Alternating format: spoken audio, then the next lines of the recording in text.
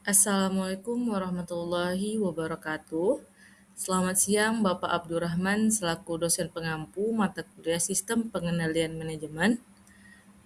Saya Yolanda Putri D akan mempresentasikan materi mengenai pengendalian internal.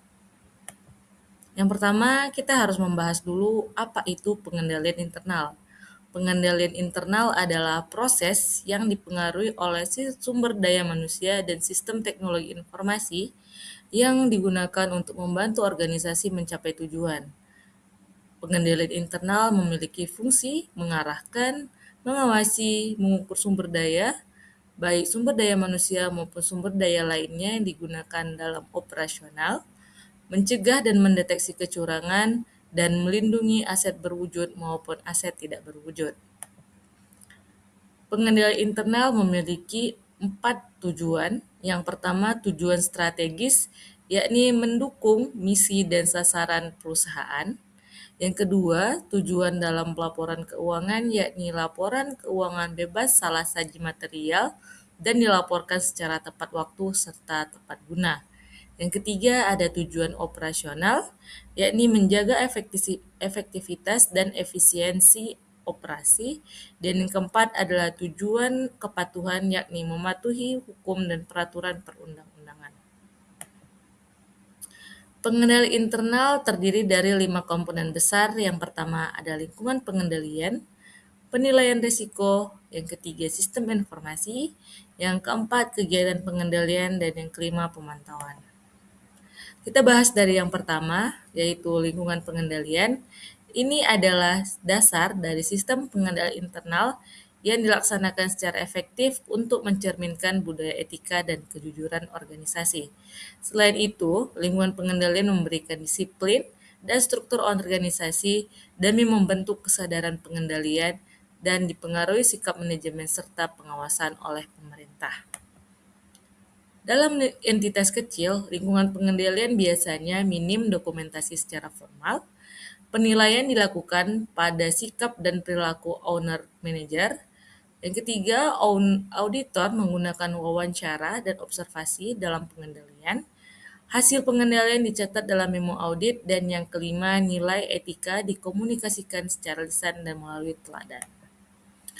Yang kedua adalah penilaian risiko yang mampu mengancam tujuan dari organisasi. Sebelumnya kita harus dapat mengidentifikasi risiko-risiko tersebut, yakni ada perubahan lingkungan operasi, sistem atau teknologi baru, yang ketiga tumbuhan cepat, yang keempat model bisnis dan produk baru, dan yang kelima restrukturisasi dan ekspansi. Yang selanjutnya adalah sistem informasi dan komunikasi, komponen dari pengendalian internal. Maksud sistem informasi dan komunikasi ini adalah mampu menyediakan informasi secara andal sehingga dapat digunakan untuk perencanaan dan pengendalian, pengambilan keputusan, hingga penilaian dan respons risiko. Sistem informasi dan komunikasi ini terdiri dari hardware, software, sumber daya manusia, prosedur, dan data.